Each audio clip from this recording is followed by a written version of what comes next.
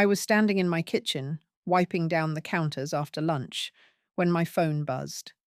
It was a text from my daughter-in-law, Jessica. I remember exactly what it said because I must have read it 50 times. Hey Mom Ruth, just a heads up. Don't bother coming to the family BBQ this Saturday. We're keeping it small this year, and honestly, there won't be enough food for everyone. I stared at that message for a full minute. This was the annual family barbecue that had been happening in my backyard for 15 years. The same barbecue where I'd spent the last 3 weekends cleaning my patio furniture, buying new outdoor cushions, and planning the menu. The same barbecue that was supposed to celebrate my late husband Frank's birthday, as it had every year since he passed. But apparently this year, there wouldn't be enough food for me. I set my phone down and walked to my living room window. Across the street, I could see the Hendersons setting up their own patio for what looked like a gathering. Miss Henderson waved at me, and I waved back automatically, my mind still processing Jessica's message. 20 minutes later, my son Michael called. "Mum, I'm really sorry about this," he said, and I could hear Jessica talking in the background. "But we've already bought all the food, and if we add one more person, it's just going to be tight, you know?" One more person. That's what I was to them now. Let me back up and explain how I ended up being one more person at my own family gathering.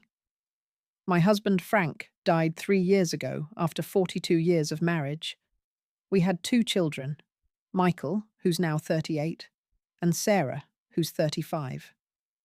Both kids had always been close to us, or so I thought. After Frank passed, things started changing gradually.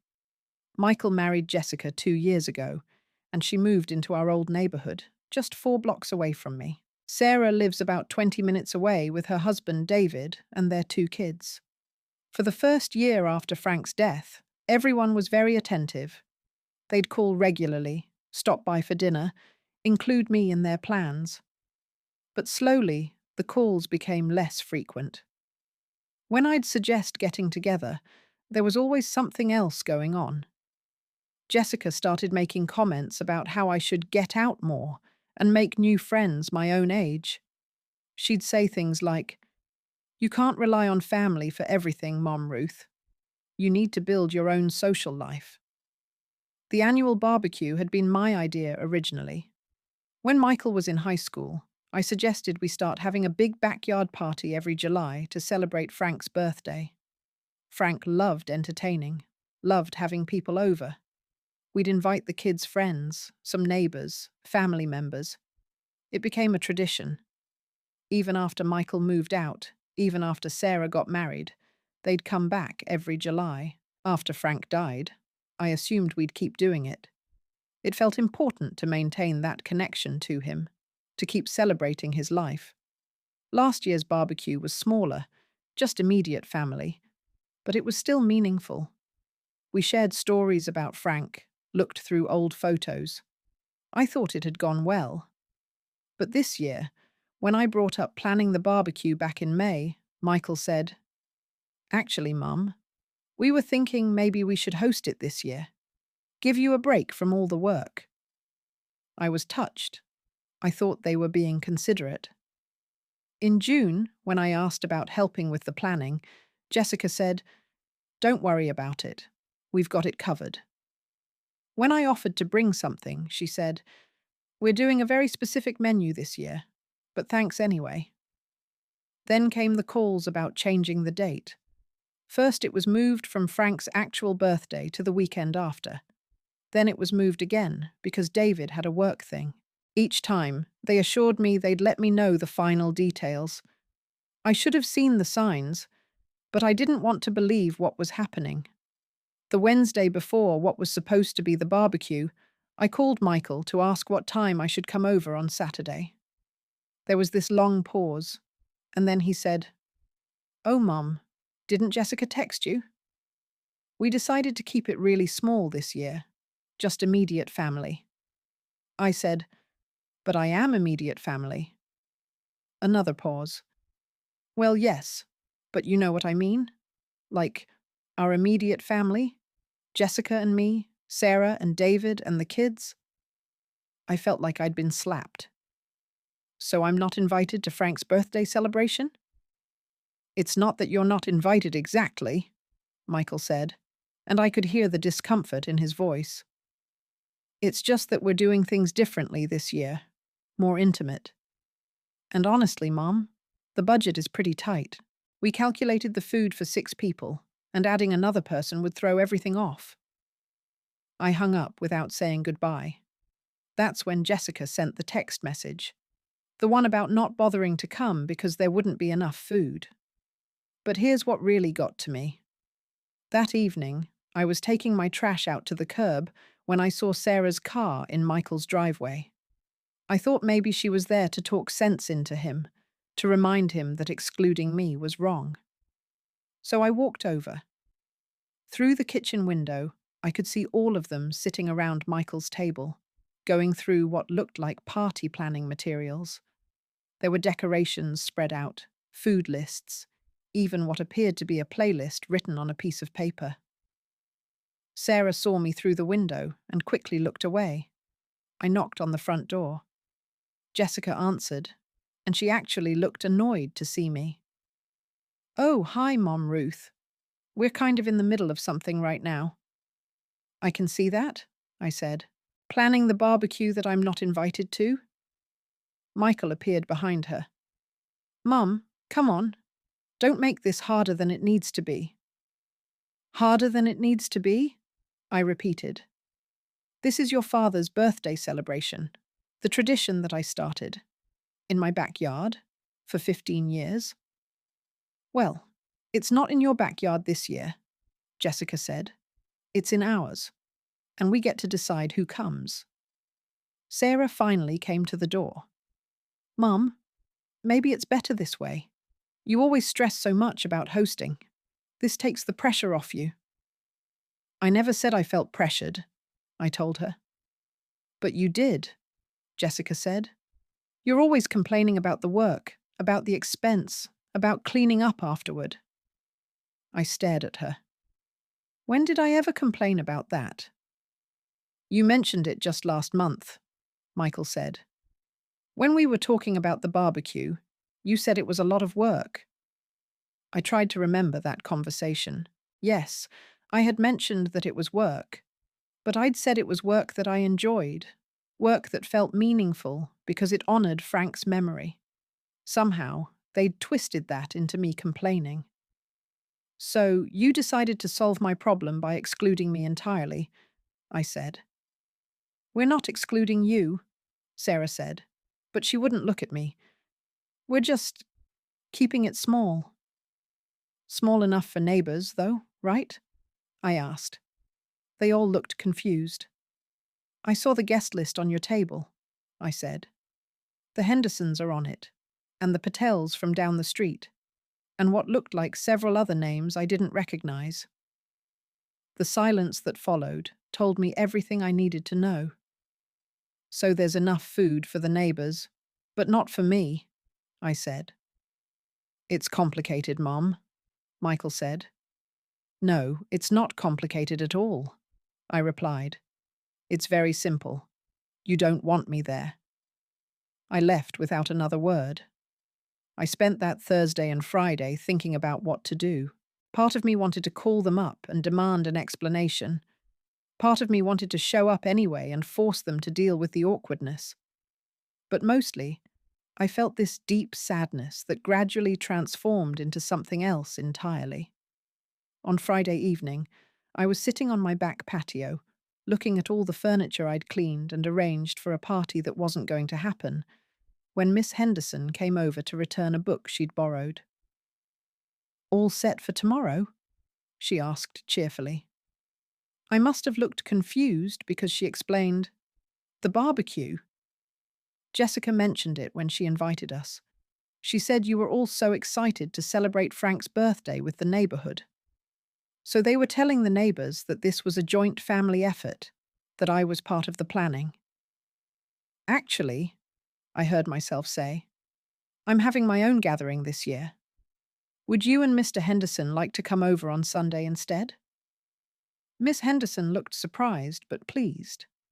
That sounds lovely. What can we bring? I hadn't planned to say that. The words just came out. But as soon as I said them, I knew it was exactly what I wanted to do.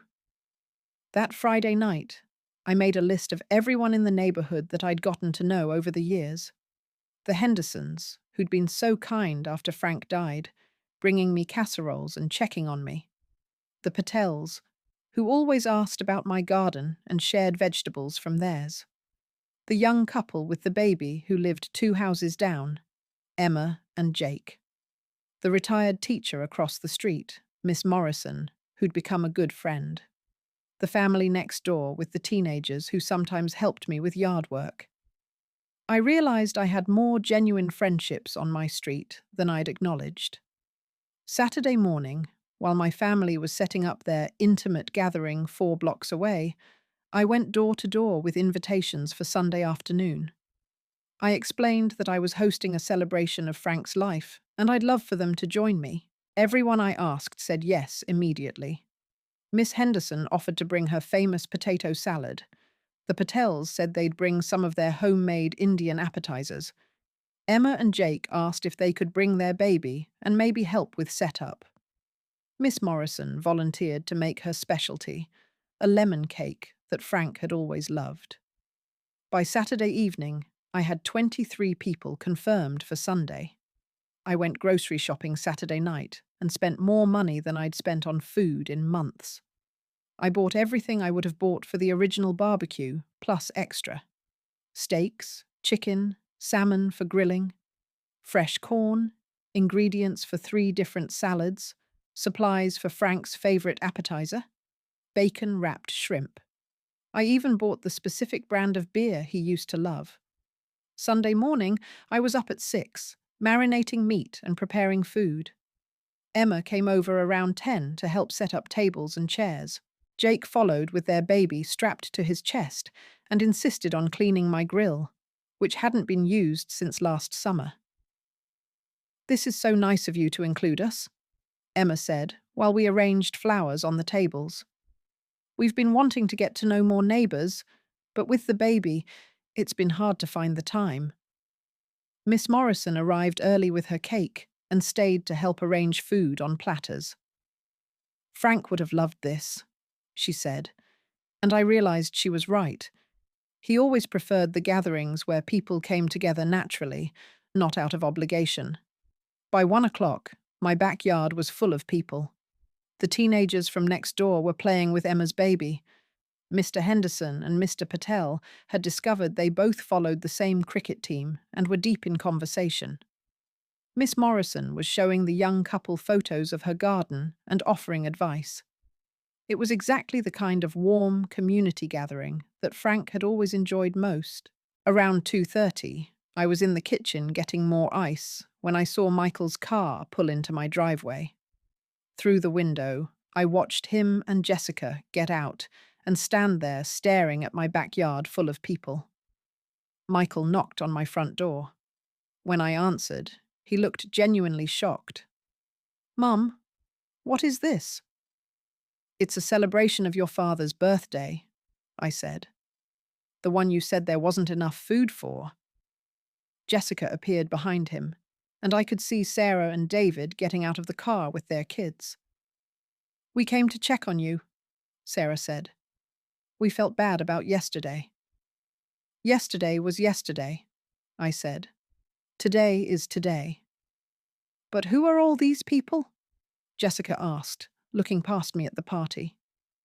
"My friends," I said. "My neighbors. People who wanted to celebrate Frank's life with me." Michael looked uncomfortable. "We thought maybe we could talk. Maybe work something out for next year." "Next year?" I repeated. "You mean next year when you might have enough food for me?" "Don't be like that, Mom," Sarah said. "We made a mistake, okay? We were trying to simplify things, and we handled it wrong." Through the kitchen window, I could see Miss Henderson setting up a game of cornhole with the kids. Mr. Patel was helping Jake with the grill. These people had dropped their Sunday plans to come celebrate with me to honor Frank's memory. You're right, I told my kids. You did handle it wrong, but I handled it right. What's that supposed to mean? Jessica asked. It means I found people who actually want to spend time with me, I said. People who don't see me as a burden or an obligation or one more person to worry about. I could hear laughter from the backyard, and I wanted to get back to it. Look, I said, you're welcome to stay if you want. But this party isn't about fixing what happened yesterday. It's about celebrating today. They looked at each other uncertainly. We don't really know these people, Sarah said. Neither did I, until I invited them over, I replied. They stayed for about an hour. Michael made an effort to talk to a few neighbours, and David helped with cleanup. But Jessica spent most of the time on her phone, and Sarah seemed uncomfortable with the casual, informal nature of the gathering. They were used to family events where everyone knew their role, where conversations followed familiar patterns. This was different. This was people getting to know each other, sharing stories, making new connections. When they left, Sarah hugged me and said, "Maybe next year we can combine the two parties." Maybe, I said, but I was already pretty sure I knew which party I'd rather have. The party lasted until almost 7 o'clock. People kept saying they should leave, but then someone would start another conversation or suggest one more game with the kids. Miss Morrison and I discovered we both had photo albums from the neighbourhood's early days, and we ended up looking through them with several neighbours, sharing stories about how the street had changed over the years. Emma and Jake asked if I'd be interested in starting a monthly neighbourhood potluck. The teenagers volunteered to help me with yard work in exchange for baking lessons. Apparently, word had gotten out about my chocolate chip cookies. Mr. Patel invited me to join his wife's book club. As people were leaving, everyone thanked me, but I found myself thanking them more. I hadn't realized how isolated I'd become, how much I'd been depending on my children for social connection when there were perfectly wonderful people living right around me. Miss Henderson was the last to leave. As she was gathering up her dishes, she said, "I hope you don't mind me saying this, but I always got the impression your family was very close. It seemed odd when Jessica said you were all planning this together, but then you weren't at yesterday's gathering." "What exactly did Jessica tell you?" I asked. "She said it was your idea to have two parties, one for family, one for neighbours. She made it sound like you were really excited about hosting the neighbourhood event. So they'd been telling people this was my choice, my idea to have separate celebrations."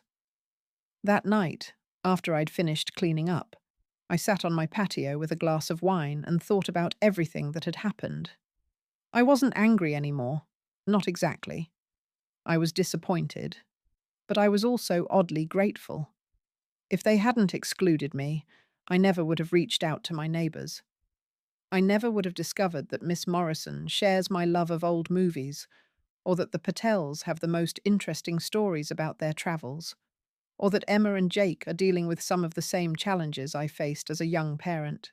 I never would have realized that I'd been limiting myself to family relationships when there was a whole community around me. Over the next few weeks, Michael called several times to apologize. He admitted that Jessica had been the driving force behind excluding me, that she'd convinced him and Sarah that I'd be more comfortable with people my own age. She'd apparently been telling them for months that I seemed lonely and that family gatherings were awkward for me because I reminded everyone of Frank's absence. None of that was true, but it was what she'd convinced them to believe. Sarah also apologized, though she seemed more defensive about it. She said they'd been trying to help me move forward with my life after Frank. She thought family gatherings were keeping me stuck in the past. I told them both that I appreciated the apologies, but that I'd learned something important from the experience. I'd learned that I don't need to depend on anyone for my social life, not even family.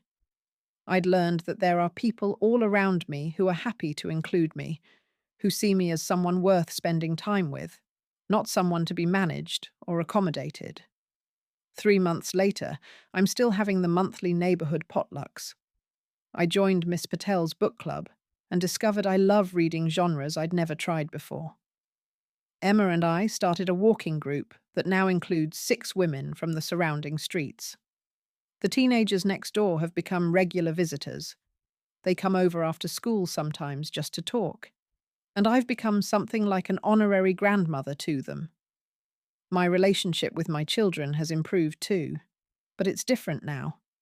I'm not waiting for their calls or hoping for invitations.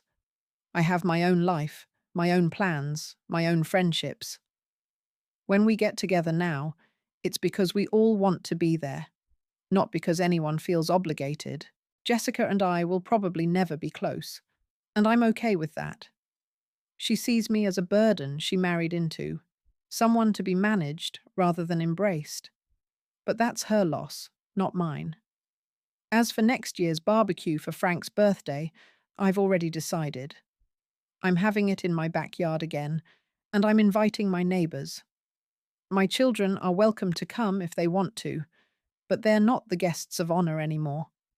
The guests of honor will be the people who showed up when it mattered, who were happy to celebrate with me, who see me as someone worth knowing. Sometimes the best thing that can happen to you is being excluded from something you thought you needed.